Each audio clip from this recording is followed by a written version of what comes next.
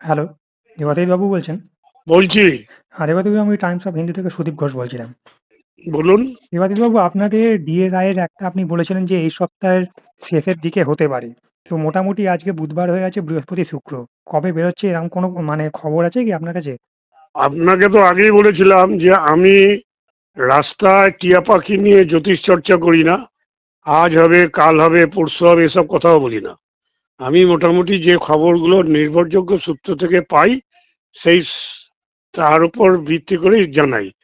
আমি আজকে দিল্লিতে আমাদের মাননীয় আইনজীবীর সঙ্গে কথা বলেছি, তিনি আমায় জানালেন আগামীকাল সকালেই প্রথমেই একদম আচ্ছা, ডিএর মামলার জাজমেন্ট বেরোচ্ছে।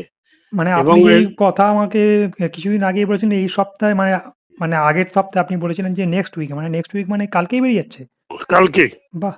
হ্যাঁ, তারপর তার মানে আপনি বুঝতে পারছেন যে আমি কতটা না, তথ্যনিষ্ঠ হয়ে কথা বলি। আপনি অনেকটাই সিওর হয়ে সেদিনকে জানিয়েছিলেন যে নেক্সট উইকে বেরোবেই, এরকম একটা আপনি জোর দিয়ে বলেছিলেন। বলুন তারপরে কি হচ্ছে? এই এখন জাস্টিস সঞ্জয় কারোল এবং জাস্টিস প্রশান্ত মিশ্র ওরা আলাদা আলাদা বেঞ্চে বসছেন।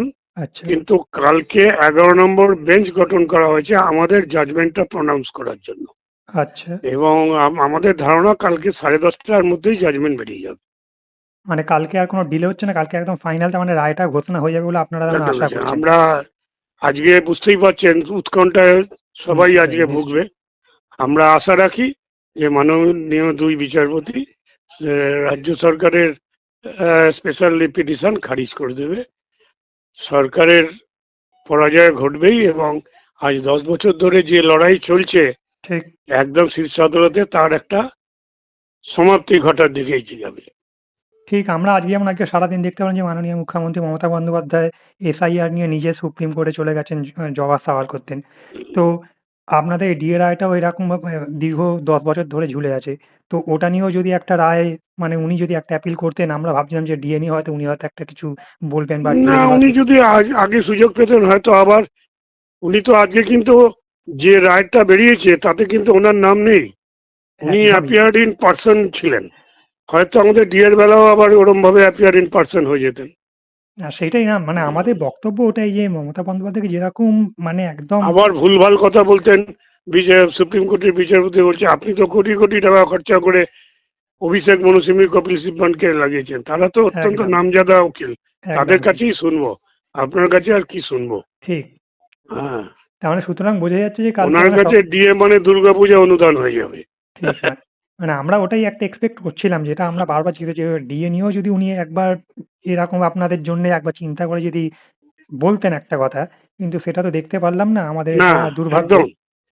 উনি আজকে এসআইআর এ যারা ভুয়া ভোটার, যারা ভুতুড়ে ভোটার, যারা ওপার বাংলা থেকে যারা হ্যাঁ, আদৌ উনি শরণার্থী নয়, 58 লাখ বাদ গেছে, সেটা নিয়ে উনি খুবই চিন্তিত, আমরা দেখেছি যারা সারাদিন। আদৌ শরণার্থী নয়, যারা আমাদের দেশে অনুপ্রবেশকারী রূপেই এসে আমাদের লক্ষ্মীর ভান্ডারে ভাগ বসাচ্ছে, আমাদের 100 দিনের কাজে ভাগ বসাচ্ছে, তাদের জন্য উনি কেঁদে বাঁচাবেন।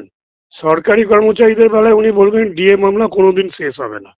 কাজে উনি আমাদের হয়ে দাঁড়ালে আমাদের বিপদ হতো। তা মানে এমন এমন বলে বসতেন যে শেষ পর্যন্ত ডিএ নেগেটিভ হয়ে যেত, মানে ডিএটা পাওয়ার যেইটুকু আশা আছে সেইটুকু শেষ হয়ে যেত। শেষ হয়ে যেত। ধন্যবাদ আপনার এই একটা মন্তব্যের জন্যে। হ্যাঁ, তো কালকে মানে আমরা তাহলে আপনাদের রায়টার একটা ঘোষণা হচ্ছে, তাহলে এইটুকু একদম ফাইনাল। কালকে সকালেই রায় বেরিয়ে যাচ্ছে। ধন্যবাদ আমাদের যদিও একটা টেনশন কাজ করছে, কিন্তু আমরা একদম বলতে পারি যে রায় আপনাদেরই পক্ষে আসবে। দুই বিচারপতি সব দিকটা বিবেচনা করেই রায় দেবেন। হাইকোর্ট ট্রাইব্যুনালের রায়গুলো উনি দেখেছেন, দেখবেন। সারা ভারতবর্ষে ডিএ রাজ্য সরকারগুলো কেন্দ্রের এআইসিপিআই মেনেই দেয়, কিংবা যারা অন্য ফর্মুলা দেয় তাদের ডিএ পরিমাণটা আরো বেশি হয়। এগুলো সব মাথায় রেখেই রায় দেবেন। সুতরাং এবং আপনাদের সেই পক্ষে রায় রায় আসছে আমাদের এবং আমাদের অনুকূলেই রায় আসছে। বকেয়া ডিএ দিতেই হবে, এর রায়টা সুপ্রিম কোর্টও বলবে বলেই আমাদের দৃঢ় বিশ্বাস।